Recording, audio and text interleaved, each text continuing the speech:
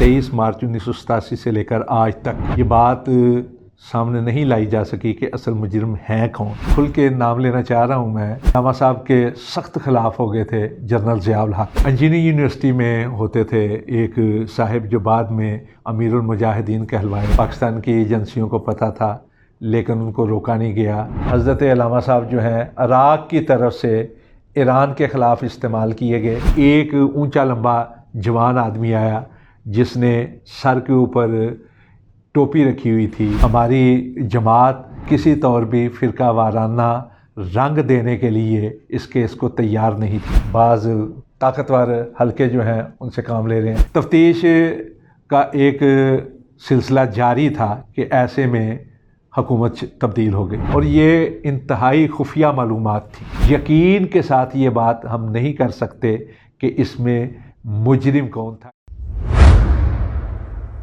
बिस्मिल्लाहिर्रहमानिर्रहीम। अस्सलामु अलैकुम वरहमतुल्लाहि वबरकातुहू।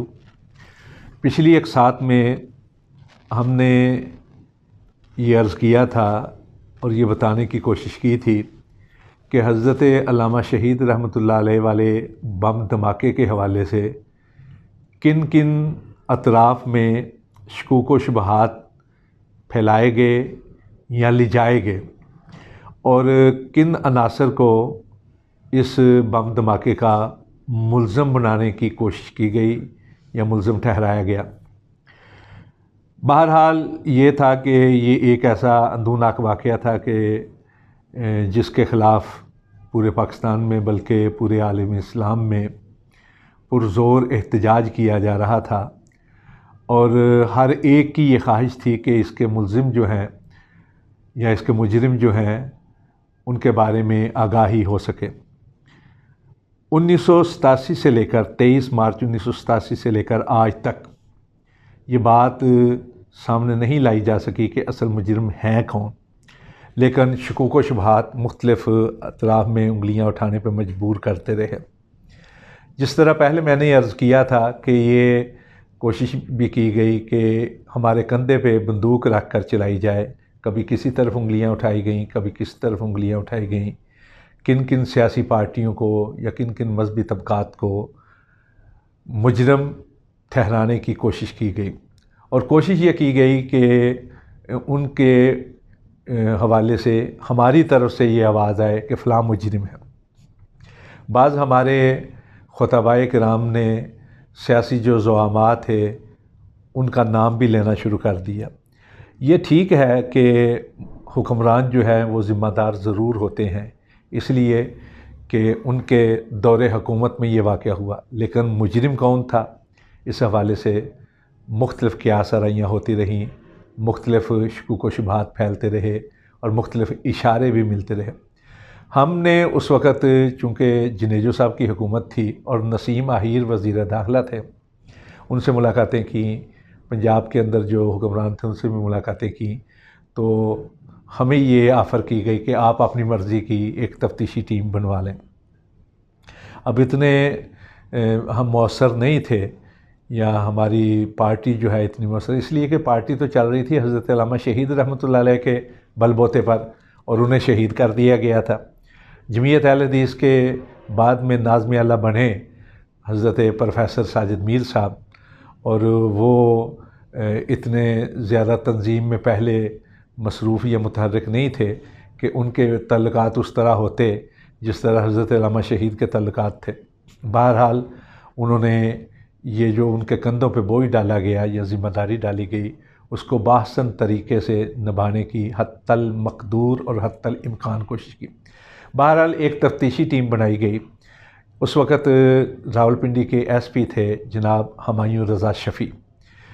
उनके बारे में हमारे हलकों में से बाज़ ने ये कहा कि उनका जो ख़ानदान है या उनका फैमिली बैकग्राउंड है वो मसलक अहले हदीस का है तो वो हमारे लिए मौसर होंगे। उनकी सरबराही में एक टीम बनी पुलिस की सतह पर।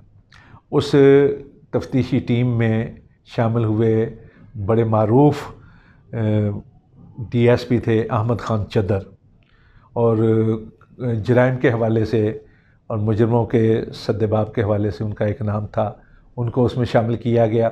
इसी तरह रहमतुल्लाह ख़ान नियाज़ी थे, ان کو شامل کیا گیا. اسی طرح ایک انسپیکٹر تھے محمد بوٹا، ان کو شامل کیا گیا. یہ چند لوگ تھے جن پر یہ تفتیشی ٹیم جو ہے. ایک عبدالرؤف ڈوگر تھے، وہ بھی اس وقت ڈی ایس پی تھے. ان کے بارے میں بھی یہ کہا گیا کہ ان کا خاندانی بیک گراؤنڈ بھی مسلک کے حاملین میں سے ہے، تو ان کو بھی شامل کیا گیا. ان لوگوں نے پھر ہم سے ملاقاتیں کرنی شروع کر دیں.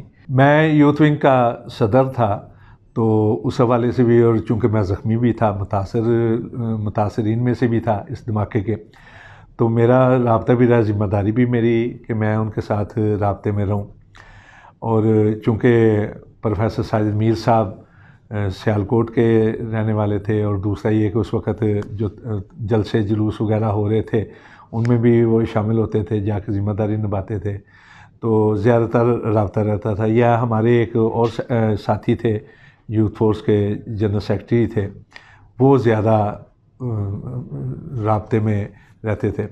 تو بہرحال یہ ہے کہ اس تفتیشی ٹیم نے ان لائنوں پر کام کرنا شروع کیا جو مشکوک سمجھی جاتی تھیں، یا مشکوک عناصر افراد کی طرف اشارہ کرتی تھیں، ان پر کام کرنا شروع کیا. اس سلسلے میں ہمارے جو لوگ تھے جن کو فائدہ پہنچا تھا اس حوالے سے، ان کی بھی تفتیش ہوئی. پروفیسر ساجد میر صاحب کے بارے میں پوچھا گیا. پھر جو لوگ ڈیوٹی پر موجود تھے اس جلسے کے، ہونا جو کارکن تھے، کام کرنے والے، ان سب کے بارے میں، میرے بارے میں بھی پوچھا گیا. پھر جو لوگ شہید ہوئے تھے ان کے بارے میں پوچھا گیا. اسی دوران میں بعض لوگوں نے یہ اشارہ دیا کہ چونکہ اس وقت جمعیت اہل حدیث تھی علامہ احسان علیہ ظہیر صاحب کی، اور دوسرے مد مقابل مرکزی جمعیت اہل حدیث تھی جس کے امیر مولانا معین الدین لکھوی اور ناظم اعلیٰ تھے میاں فضل حق صاحب. اور بعض لوگوں نے کہا کہ شاید وہ لوگ نہ ہو، حالانکہ ایسی بات نہیں تھی، لیکن اشارہ کہ ان کے حوالے سے بھی تفتیش کی گئی.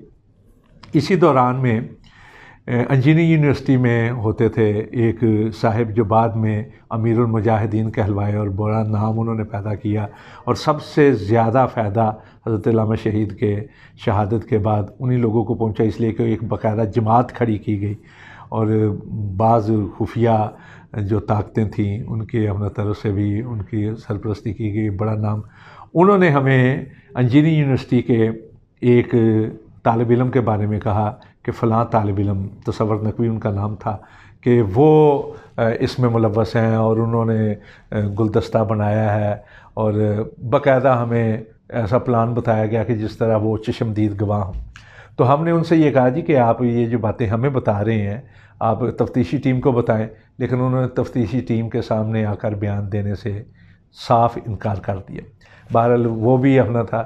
پھر اسی طرح جو گلدستہ تھا اس میں جو پھول لگائے گئے، وہ کہا گیا کہ جی قلعہ لچھمن سنگھ کے قریب میں ایک فرد ہے، ثاقب نقوی اس کا نام ہے، تو اس کے گھر سے یہ پھول لائے گئے ہیں، تو ان کو بھی شامل تفصیل کیا ہے. لیکن بہرحال یہ کہ میں جو بات بتانے والا ہوں یہ کہ جس کا نام لیا گیا انجینئرنگ یونیورسٹی کے حوالے سے کہ وہ قبائلی علاقے میں سے ایک علاقے کے رہائشی ہے طالب علم، اور وہاں سے اپنا تعلق رکھتا ہے اس کو، اور یہ انتہائی خفیہ معلومات تھیں تفتیشی ٹیم تک پہنچائی گئیں. لیکن ہمارے ایک سیکرٹری جو تھے، ہمارے ساتھی ایک جو تھے، انہوں نے یہ بات روزنامہ جنگ کے ایک لکھاری تک پہنچا دی. اس نے اگلے ہی روز یہ خبر جو ہے وہ شائع کر دی اپنے ادارے کے اندر. اس کا نتیجہ یہ نکلا کہ ان کو جو گرفتار کیا گیا تھا انجینئرنگ یونیورسٹی کے طالب علم کو، اس کے لیے احتجاج شروع ہو گیا. تو احتجاجی مظاہروں کی وجہ سے یا احتجاج کی وجہ سے اس کو چھوڑنا پڑ گیا. تو یہ ایک بہت بڑا اثر پڑا تھا تفتیش کے حوالے سے. تفتیش نہیں صحیح طرح پہ ہو پا رہی تھی. تفتیشی حوالے سے یہ چیز جو تھی بڑی نقصان دہ ثابت ہو رہی تھی. اچھا، اسی حوالے سے جس نوجوان کے بارے میں یہ کہا گیا کہ اس کے گھر سے پھول آئے ہیں، تو وہ بھی گرفت میں نہیں آ پا رہا تھا، نہ اس سے تفتیش ہو رہی تھی. اب الزام تو کسی پہ بھی لگ سکتا ہے، اور تفتیش کے لیے آپ جانتے ہیں کہ چھوٹے سے چھوٹا شک جو ہے اس کو نظر انداز نہیں کیا جا سکتا. تو یہ شکوک و شبہات کے دائرے میں جو لوگ آتے تھے، جب تک ان کی تفتیش نہ ہو پاتی اور یہ ثابت نہ ہو جاتا کہ وہ بے گناہ ہے یا گناہ گار ہے، تو بات ختم نہیں ہو سکتی تھی۔ تو وہ جس نوجوان کے گھر سے کہا جا رہا تھا کہ پھول آئے ہیں، وہ بھی تفتیش کے دائرے میں نہیں آئے۔ بعد میں وہ پتہ چلا جی کہ وہ آگے پیچھے ہیں، لیکن تفتیش نہیں ہو پا رہی تھی۔ اسی دوران میں آل پارٹیز کانفرنس ایک ہوئی مال روڈ کے ایک ہوٹل کے اندر، تو اس میں جہاں دوسری ساری پارٹیاں تھیں، وہ پارٹی بھی آئی جس سے اس نوجوان کا تعلق تھا اور طلبہ ونگ کے حوالے سے تعلق تھا۔ تو جب وہاں گئے تو پتہ چلا کہ وہ نوجوان جس کے گھر سے کہا جا رہا ہے پھول ہے اور تفتیش کے دائرے میں نہیں آیا، وہ وہاں بیٹھا ہوا ہے۔ تو ہمارے ایک نوجوان سے غلطی یہ ہوئی کہ ہم بات کر رہے تھے کہ کسی طریقے سے تفتیشی ٹیم کو یا تفتیشی اداروں کو بلایا جائے، کہ ایسے میں ایک نوجوان ہمارے جو ساتھی تھے انہوں نے جا کر اس سے پوچھا تمہارا یہ نام ہے؟ تو چونکہ انہیں معلوم تو تھا، تو اس کو جب یہ نام جا کر پوچھا تو وہ چونک گئے اور وہ وہاں سے نکل گیا۔ بعد میں پتہ چلا جی کہ وہ کسی اور ملک میں چلے گئے ہیں اور مفرور رہے ہیں۔ اسی دوران میں ایک تنظیم نے، اصل میں بات یہ ہے کہ کھل کے نام لینا چاہ رہا ہوں میں، لیکن کچھ تقاضے ہوتے ہیں کہ جب تک واضح بات نہ ہو تب تک بات سمجھ میں نہیں آتی، لیکن کچھ سنسر کے تقاضے ہیں کہ جن کی وجہ سے یا کچھ مجبوریاں ہوتی ہیں کہ بات کہیں نہیں جا سکتی۔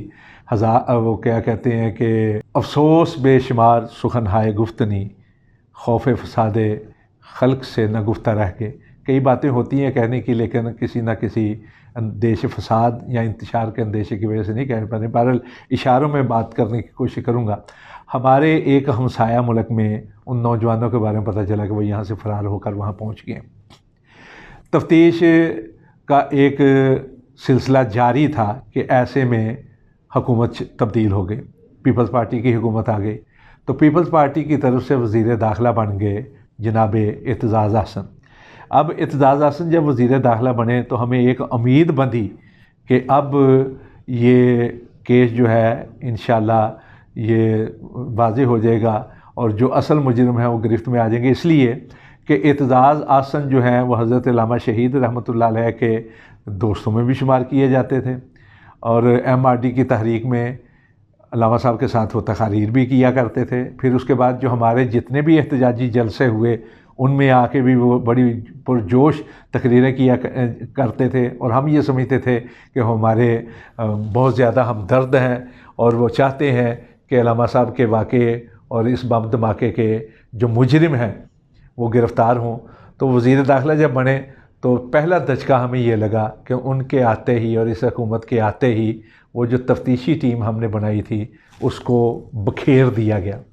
ہمایوں رضا شفیع صاحب کو تبدیل کر کے تو رحیم یار خاں میں بھیج دیا گیا، وہاں ان کو ایس پی بنا دیا گیا۔ رحمت اللہ خان نیازی جو ہیں ان کو میاں والی میں بھیج دیا گیا، بعد میں غالباً وہ شہید بھی ہو گئے تھے۔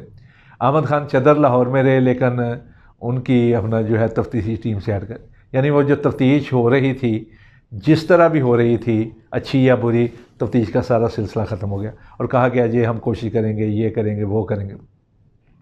ایسے میں جب تفتیشی ٹیم توڑ دی گئی تو بعض اشارے ہمیں یہ دیے گئے کہ شاید اس میں پاکستان کے بعض طاقتور حلقوں کا ہاتھ تھا اس واقعے کے اندر۔ ہم یہی سمجھ رہے تھے کہ ایسے میں ہفتہ روزہ تکبیر کے اندر ناصر خان نے ایک تفصیلی مضمون لکھا۔ اس مضمون کے اندر انہوں نے یہ واقعہ جو ہے یہ بین الاقوامی سیاست کے حوالے سے ایک اور رخ میں پیش کیا۔ اب ہفتہ روزہ تکبیر مولانا صلاح الدین جو بعد میں شہید کر دیے گئے تھے ان کی زیر ادارہ تھا، اور سمجھا جاتا تھا کہ وہ بڑی خفیہ اور خفیہ ترین دستاویزات جو ہیں وہ بھی پیش کرنے میں ماہر ہیں، اور ان کے ساتھ بعض طاقتور حلقے جو ہیں ان سے کام لے رہے ہیں۔ تو ایسے میں ناصر خان کی رپورٹ جو ہے اس کے بارے میں سمجھا گیا کہ شاید اس کے اندر کچھ حقائق ہوں۔ انہوں نے یہ کہا جی کہ ایران اور عراق کی جو جنگ تھی اس میں حضرت علامہ صاحب جو ہیں عراق کی طرف سے ایران کے خلاف استعمال کیے گئے، اور فرانس میں جا کر انہوں نے جو پہلے صدر تھے انقلاب ایران کے بعد بنی صدر، ان کے ساتھ ملاقات کی تھی، اور اس میں ایران کے ایک وزیر شریف ان کا نام تھا، صدام حسین کی کیبنٹ میں وہ شامل تھے، وہ اپنا ساتھ علامہ صاحب کے تھے۔ تو یہ اس کا شاخسانہ ہے، یعنی انہوں نے ایران کے اوپر اس کا الزام لگانے کی کوشش کی۔ ناصر صاحب نے یعنی کہا کہ یہ ایران عراق جنگ کا شاخسانہ ہے۔ اس سے پہلے یہ کہا گیا تھا کہ اس میں جو ہے مسل کی حوالے سے بعض وہ لوگ شامل ہیں جو سنی مکتبہ فکر کے خلاف ہیں، تو اب یہ ایک نئی بات شروع ہو گئی۔ اب پاکستان کے اندر اسی دوران میں انقلاب ایران کے بعد شیعہ سنی کے حوالے سے بہت زیادہ فرقہ وارانہ فضا بن گئی تھی، اور آپ جانتے ہیں حضرت علامہ شہید رحمۃ اللہ علیہ کا بھی ایک اس حوالے سے اسکالر کے طور پر ایک خاص حوالہ تھا کہ انہوں نے شیعہ کے حوالے سے کئی کتب جو ہیں وہ تصنیف کی تھی۔ تو پاکستان کے اندر جب یہ فضا بنی انقلاب ایران کے بعد، تو وہ طاقتیں یا وہ عناصر جو اہل تشیع کے خلاف بڑے متحرک تھے اور بہت سخت لہجہ اختیار کیے ہوئے تھے، ان لوگوں نے بھی ہم سے رابطہ کر کے تو یہ کوشش کی کہ ہم کو یہ تیار کیا جائے کہ ہم کھل کر نام لیں کسی اور کا، جبکہ ہماری جماعت یا ہماری تنظیم جو ہے وہ کسی طور بھی فرقہ وارانہ رنگ دینے کے لیے اس کیس کو تیار نہیں تھی۔ اور آپ یہ بھی جانتے ہیں یا اس بات کو سمجھ لینا چاہیے کہ پاکستان کے اندر فرقہ واریت کے خلاف جو کوششیں کی گئیں فرقہ واریت کے ختم کرنے کے لیے، فرقہ واریت کے خاتمے کے لیے، تو ایک پلیٹ فارم بنا تھا ملی یکجہتی کونسل کا، جس میں تمام مکاتب فکر کے لوگوں کو اکٹھا کیا گیا اور اس میں ایک ضابطۂ اخلاق بنایا گیا۔ تو جو ضابطۂ اخلاق جس کمیٹی نے بنایا تھا اس کے ہیڈ جناب پروفیسر ساجد میر تھے، اور پروفیسر ساجد میر نے ایک یہ بھی کلیہ دیا تھا اجتماعیت کے حوالے سے یا فرقہ واریت کے خاتمے کے لیے کہ پاکستان کے اندر کثیر الطبقاتی معاشرہ ہے اور یہاں تمام مکاتب فکر موجود ہیں، اور اگر ہم اس کے پاکستان کی فضا کو پرامن رکھنا چاہتے ہیں، فرقہ واریت کی تلخیوں کو، فرقہ واریت کے تشدد کو اور قتل و غارت کو ختم کرنا چاہتے ہیں، تو پھر ہمیں مشترکات پہ توجہ دینی پڑے گی جو کہ بہت بڑی تعداد میں ہے۔ اور ہم یہ سمجھتے ہیں ہماری تنظیم کا یہ علی وجہ البصیرت موقف ہے کہ تقریباً 87% مسائل پر اشتراک ہے، مشترکات میں 87%، اور اختلافی مسائل یا اختلافی معاملات جو ہیں وہ صرف 13% ہیں۔ تو ہمیں اختلافی معاملات کو چھوڑ کر اجتماعی اور مشترکہ معاملات جو ہیں مشترکات ہیں ان پہ توجہ دینی چاہیے۔ تو یہ کس طرح ہو سکتا تھا کہ ہماری طرف سے ایسی بات کی جاتی کہ جس کی وجہ سے مجرم قرار دیتے ہوئے ہم کسی خاص فرقے کے لوگوں کو یا اس کے حاملین کو ذمہ دار ٹھہراتے۔ تو بہرحال یہ چیزیں تھیں، ان چیزوں کے حوالے سے بہت زیادہ غور و فکر کیا۔ پھر کسی نے ہمیں یہ بھی کہا کہ اس کے اندر اسی فرقے سے متعلقہ جو طالب علم ونگ ہے ان کے لوگ اس میں شامل ہیں، تو ان کے حوالے سے ایک جو ان کے طلبہ ونگ کا صدر تھا بعد میں وہ بھی فرقہ واریت کا نشانہ بنا، اس کو بھی مار دیا گیا، اس کے بارے میں کہا گیا کہ یہ شامل تھا۔ پھر ہمیں ایک بات یہ پہنچائی گئی کہ اسی ہمسایہ ملک سے ان کے خاص ایجنسی کے 2 لوگ آئے تھے، پاکستان کی ایجنسیوں کو پتہ تھا لیکن ان کو روکا نہیں گیا، اور ان کے ساتھ جو سہولت کار تھے وہ یہاں سے شامل ہوئے، اور اشارہ پھر انہی لوگوں کی طرف تھا جن کی طرف ہمارے مزعومہ امیر المجاہدین نے اشارہ کیا تھا، یا جن کی طرف ان لوگوں نے اشارہ کیا تھا جو یہاں فرقہ وارانہ طور پر تشدد کی راہ اپنائے ہوئے تھے، کہ وہ سہولت کار تھے، وہ لوگ آئے یہاں سے کارروائی کر کے چلے گئے اور ان کا راستہ نہیں روکا گیا، لیکن یہاں کے جو ذمہ داران حلقے ہیں ان کو پتہ تھا۔ ایک یہ بات بھی ہمارے سامنے رکھی گئی۔ پھر ہمیں یہ بھی کہا گیا ایک بہت بڑے صحافی کی طرف سے کہ علامہ صاحب کے سخت خلاف ہو گئے تھے جنرل ضیاء الحق۔ جنرل ضیاء الحق جو ہیں پہلے جب 1977 کی تحریک کے بعد بھٹو صاحب کا تختہ الٹا گیا تو اس وقت حضرت علامہ احسان الہی ظہیر شہید رحمۃ اللہ علیہ بھٹو صاحب کے جو مخالف جلسے ہوا کرتے تھے، جو تحریکیں چلی تھی، تحریک نظام مصطفیٰ جس کو کہا جاتا ہے، اس کے سب سے جوشیلے خطیب اور مقرر علامہ صاحب تھے، تو اس کی وجہ سے ضیاء الحق کے قریب تھے، ضیاء الحق کے حق میں تھے، اور یہ سمجھا جاتا تھا کہ علامہ صاحب جو ہیں ضیاء الحق کی کابینہ کے اندر ایک بڑی جو وزارت ہے وہ ان کے حصے میں آئے گی۔ تو اس کے بعد حضرت علامہ شہید رحمۃ اللہ علیہ نے نہ صرف یہ کہ وہ شامل نہیں ہوئے ضیاء الحق کی کابینہ میں، بلکہ ضیاء الحق کے سخت ترین تنقید کرنے والے نقادوں میں شامل تھے اور بڑی کھل کے تقریر کیا کرتے تھے۔ اور میں نے جس طرح پہلے قسطوں میں بتایا تھا کہ ان کی تقریر کی وجہ سے جو اپوزیشن تھی یا حزب اختلاف تھا یا ضیاء الحق کے مخالفین تھے، ان کے جلسے کامیاب ہوا کرتے تھے۔ بڑی مؤثر آواز تھی، پرزور دلائل کے ساتھ گفتگو کرنے والے۔ تو ایک بہت بڑے صحافی جو ہیں وہ کہنے لگے جی کہ ضیاء الحق جو تھے وہ اتنے سخت، یہ انہوں نے مجھ سے خود بات کی، جناب مجیب الرحمان شامی کی میں بات کر رہا ہوں، انہوں نے کہا کہ ضیاء الحق جو ہے وہ تو علامہ صاحب کے سخت خلاف تھے اور سمجھتے تھے کہ اپنا معاصرت کے حوالے سے کہہ لیں یا شخصی طور پر کہ وہ گالیاں تک نکالتے تھے۔ تو بعض لوگوں نے یہ کہا کہ اس میں جو اس وقت کی حکومت تھی اس کا بھی ہاتھ تھا، یعنی حکومت سے مراد مرکزی حکومت اور بالخصوص جو اس وقت کی جنتا تھی عسکری حوالے سے، اس کی طرف اشارہ کیا۔ تو کئی ایک اشارے کیے گئے، لیکن آج تک ہم شکوک و شبہات کا اظہار تو کر سکتے ہیں، اشاروں کے حوالے سے بات تو کر سکتے ہیں، ہم لوگوں کی اٹھی ہوئی انگلیوں کے حوالے سے تو بات کر سکتے ہیں کہ فلاں نے فلاں کی طرف اشارہ کیا، فلاں نے فلاں کی طرف اشارہ کیا، لیکن یقین کے ساتھ یہ بات ہم نہیں کر سکتے کہ اس میں مجرم کون تھا، اس لیے کہ کسی کو مجرم کے طور پر پیش کرنا اس ملک کے جو ذمہ دار ادارے ہیں ان کا کام ہے۔ ہم خود بھی شکوک و شبہات کا اظہار کر سکتے ہیں کہ اس میں فلاں ملوث ہے، فلاں ملوث ہے، یا ملوث سمجھتے ہیں، ملوث نہیں، اس میں فلاں کو ہم ملوث سمجھتے ہیں، یہ باتیں ہیں۔ اب دیکھیے اس وقت جو تفتیشی ٹیم بنی تھی، میں نے ان کے سامنے ایک چیز رکھی، مثلا جب اسٹیج تیار ہو رہی تھی، ہم اسٹیج پر موجود تھے، ابھی جلسہ شروع نہیں ہوا تھا، کہ ایک اونچا لمبا جوان آدمی آیا جس نے سر کے اوپر ٹوپی رکھی ہوئی تھی،